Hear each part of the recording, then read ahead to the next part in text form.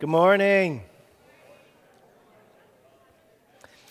And this morning we're beginning a message series entitled When the Going Gets Tough. And over the next several weeks in this series, we're going to be continuing to press down into this question of how it is we're called to be as followers of Jesus, and how it is we're supposed to be, especially when life is difficult. And I use the word continue to press into this topic.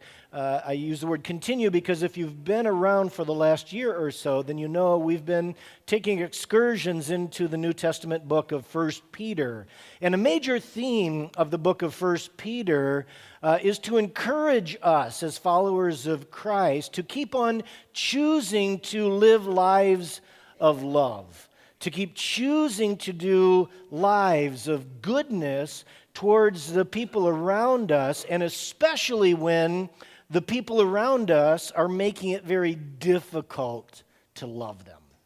The people around us are making it very difficult for us to keep moving towards them with good deeds. Do you have anyone in your life like that? They just make it difficult.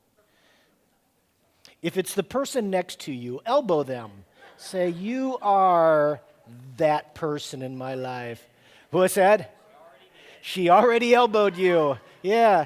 First service, my wife was at the sound desk. It's like, it's you. It's like, wow. So anyway, to help us then understand what our passage this morning is saying to us, I want to hit the rewind button a little bit and review some verses we've already covered in previous weeks. And as we read these words, maybe think about that person in your life, that person at work, that person in your neighborhood, that person at school who really makes life miserable for you because they just simply don't like you because you're a Christian. All right, and so this is what 1 Peter 3:9 has to say. So don't repay their evil with evil. Don't retaliate with insults when people insult you. Instead, pay them back with a blessing. And that is what God has called you to do, and He will grant you His blessing. Jumping down to verse 10 then. So keep your tongue from speaking evil and your lips from telling lies. Turn away from evil and instead do good. And search for peace and work to maintain it. And so what I simply want you to see here by way of setting the backdrop for this morning's passage is the character and the conduct that the Father calls for from His children in this cultural context of hostility towards the children of the Father. You know, this isn't just a personal context of hostility, but 1 Peter was written in a cultural context of hostility. And that really applies to us because we live in a culture that is growing increasingly so hostile towards Christians. Do you know that? Are you seeing that happen?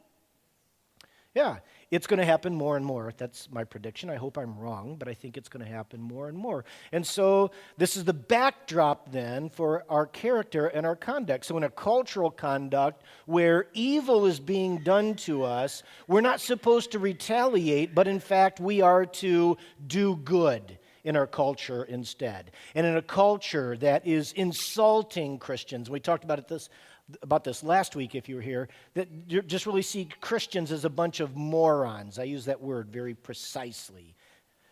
You have to listen to last week's sermon if you don't know why I'm using the word moron.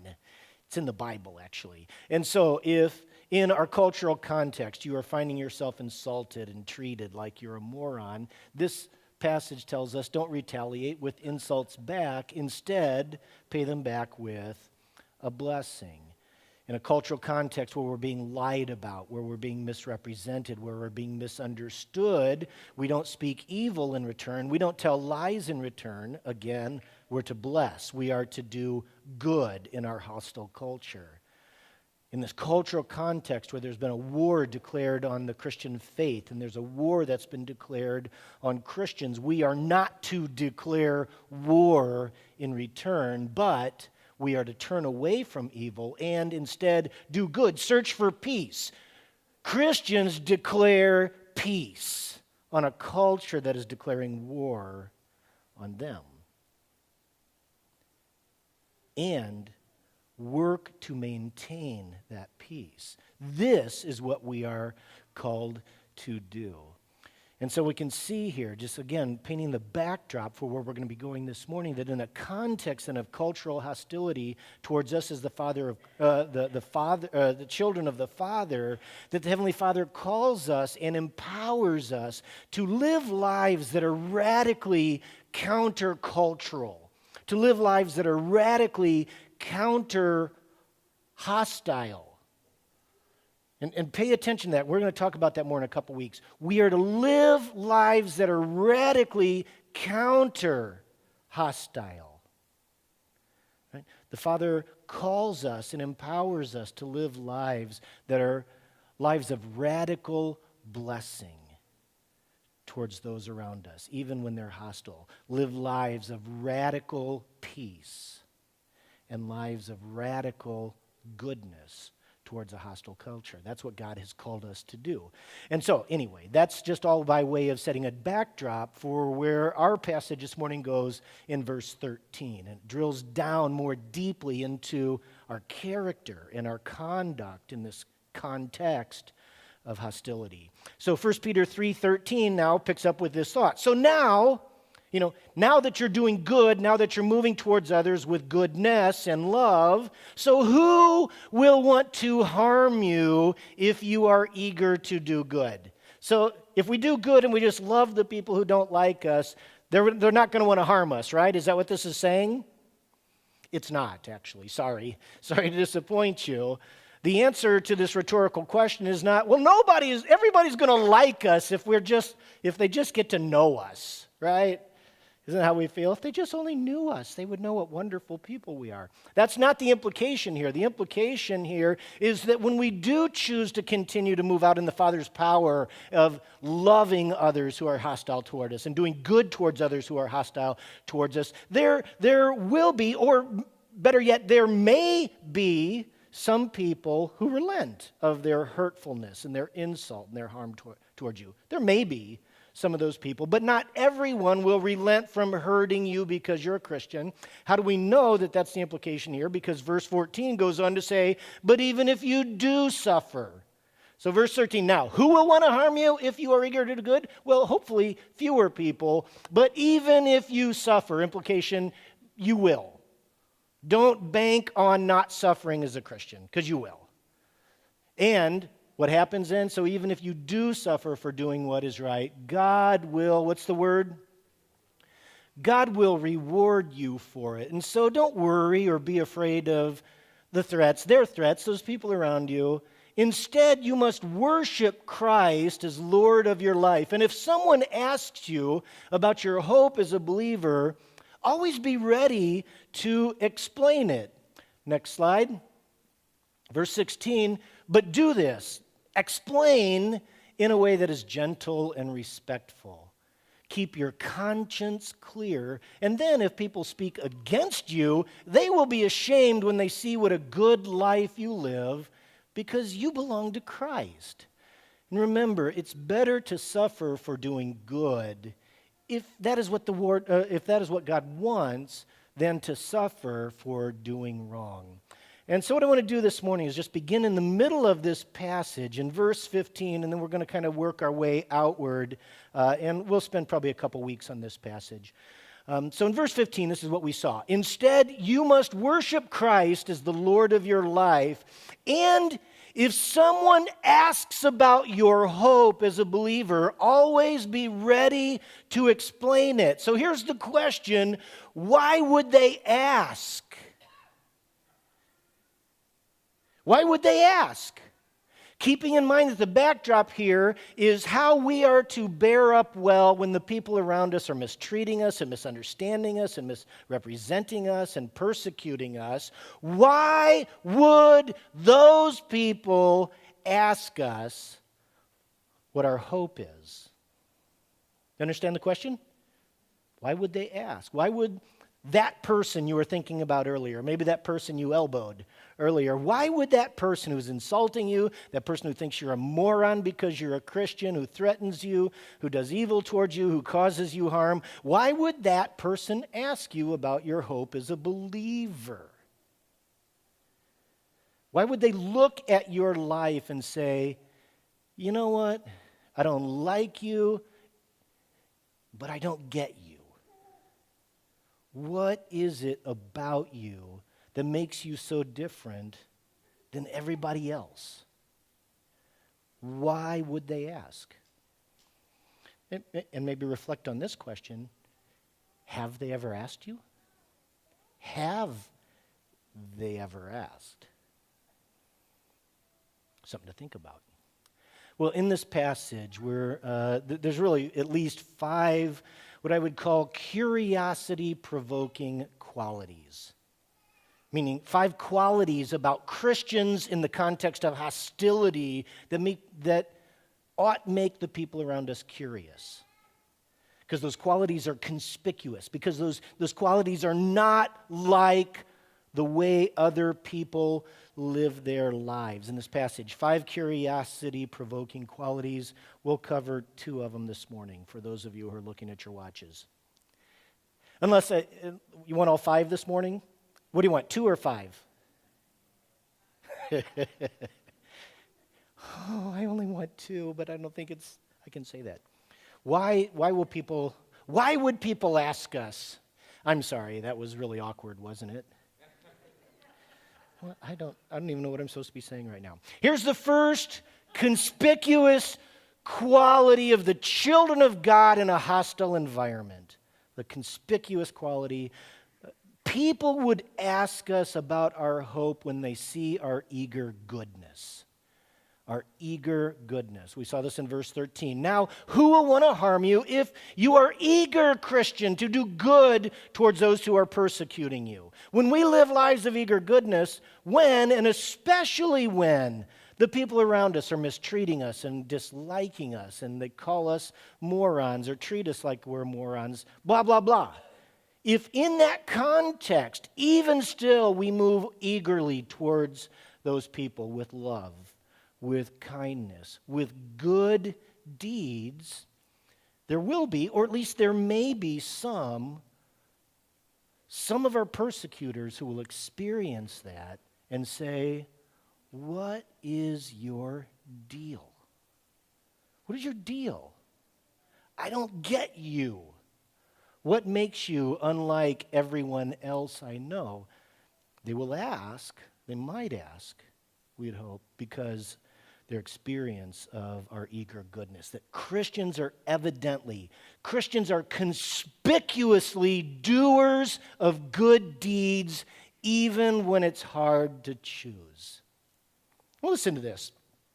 Eager goodness is very conspicuous in our culture. I'd say eager goodness of any kind. I saw in the news recently, perhaps you've heard the story, of Agony Williams. Agony Williams is an 18-year-old girl who waits tables at a Waffle House in Texas. And so Agony's got a busy day, full restaurant, and she noticed that this elderly man, and this was an actual photo of what was taken in the moment, he's wearing an oxygen mask. You can see the tube down between his feet, and he was having trouble cutting his dinner. And what she found out is the man had recently undergone surgery, and he was too weak to literally cut through his ham that was on his plate. He couldn't do it. He couldn't even know.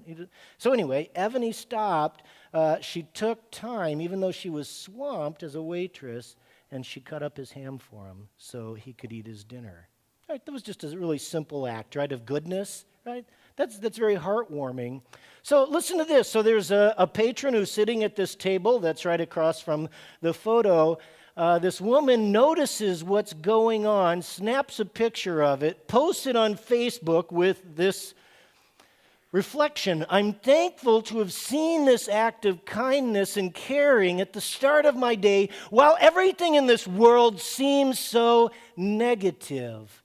If we could all be like Agony, if we could all be like this waitress and take time to offer a helping hand. Like, that's how conspicuous a little act of eager goodness is in our culture. It's like, what is that? I have to take a picture of it, post it on the internet, right? That post went viral. It went viral. That's how conspicuous kindness is. these days. But it didn't stop there. The mayor of this town in Texas saw the post on the internet, said, "Oh my word, I am declaring March 8th Agony Williams Day in the city." She got a municipal holiday named after her for slicing an old man's ham. But it didn't stop there.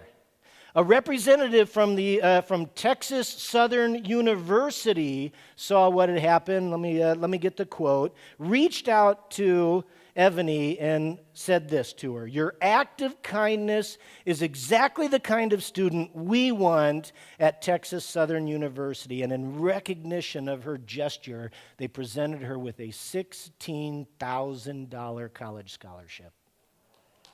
Yeah, you can clap for that. All right, so a 16 grand college scholarship and a municipal holiday simply for cutting up a slice of ham. That's how hungry our world is to see kindness. Did you hear that? That is how hungry our culture is to see kindness.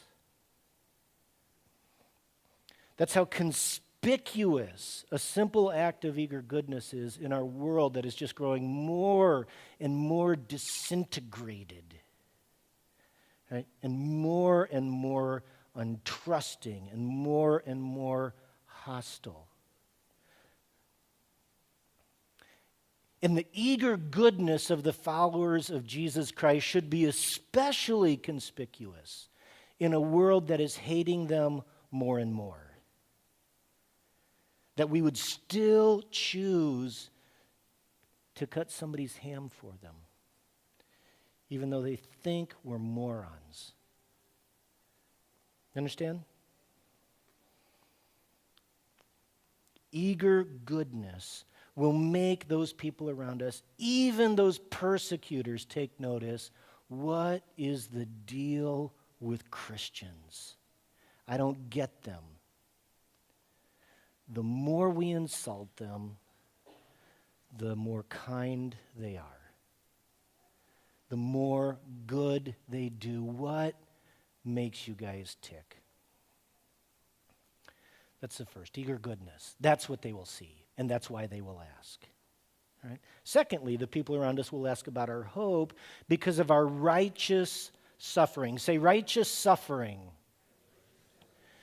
Verse 14, "But even if you suffer for doing what is right, God will reward you for it." And so when we as the followers of Jesus Christ choose to do goodness, and we choose it eagerly so, when we do what is right, when we choose to move towards others, and when we suffer for doing it,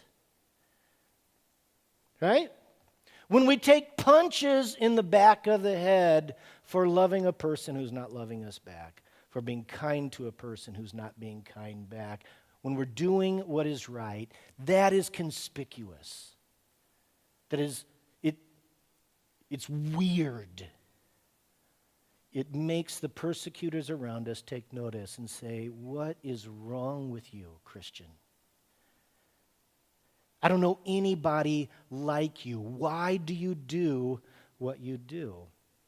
Now, I don't want to spend a whole lot of time on this point of righteous suffering because really the whole rest of the book kind of teases out the actions of righteous suffering. But so what I want you to see in this passage this morning, or at least in this verse this morning, is what is it that drives our righteous suffering? What is it that drives us to endure and endure in a holy way, holy endurance, even when and especially when it hurts to keep going, to keep loving, to keep doing good? And what drives us, you see in verse 14, is God will, what was the word?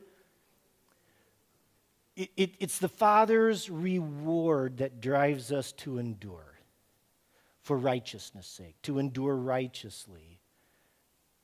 It's the Father's reward that causes us to continue to eagerly do good, even though it's costly. The Father's reward. Now, the word reward here is actually the same word as blessing. It's the same word that's translated blessing. being blessed in other portions of Scripture. Here's just a shorthand, just mental notation for blessing, because blessing is one of those Christian words like, oh, God bless you, oh, bless your heart. We say that and just like, I have no idea what I really mean by that, right? What does that mean? All right, so here's just a good working definition. Blessing is the Father's smile. The blessing of the Father is the Father's smile upon our lives. And so this verse should read, so even if you suffer for doing what is right, for doing eager goodness, God's smile is upon you for it. God's smile is upon you for it. It's the Father's smile that drives our lives, Christian. It's the Father's smile that gives us this confidence to keep moving out in love towards others when it's hard to do. It's the Father's smile upon us that keeps us moving out in acts of goodness towards others when those acts are unappreciated, when we are unappreciated. What drives us to endure the pain of persecution is the Father's smile. It's the Father's smile. And so we need to posture our hearts such that our Father's smile means more to us than our persecutor's scowl. We need to posture our hearts, Christians, in such a way that the pleasure of the Father's smile means more to us than the pain of persecution. And I want you to listen, and again, I hope I'm wrong on this, but I think the pain of persecution is more and more where our culture and our world is going. I don't think Christians are going to become like the heroes of American culture today or next week. You know what I'm saying? I hope I'm wrong. But I think Christians are going to become more and more hated. We're going to be seen as being more and more backwards, moronic, we're hate-filled, we're hypocrites, blah, blah, blah. And what we need to decide even today, Christ follower, is the pleasure of the Father's smile more meaningful to us than the pain of persecution? Is the pleasure of the Father's reward, the Father's blessing, the Father's smile more precious to us than the pleasure of sin?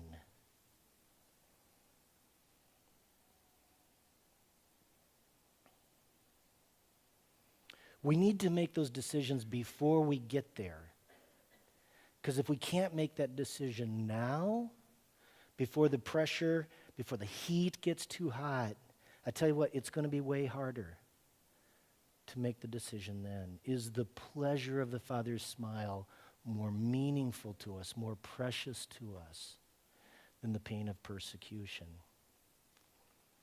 But the people around us will notice our righteous suffering, our holy endurance, because it's conspicuous. Most people don't live that way. The people around us, the persecutors will ask us, what is it that makes you live your life so differently than everybody else around me? I don't know anybody like you. What is your deal? And we can say, it's the Father's smile. It's the Father's smile on my life. What is it, Christian, that makes what's so important to you completely different than what's important to everybody else? It's the Father's smile. The Father's smile. What else would I want to live for than the Father's smile? What is it, Christian, that is giving you satisfaction and happiness in life that is just so totally different than the elusive happiness that everybody else is chasing? Oh, let me give you an explanation for that. It's the Father's smile.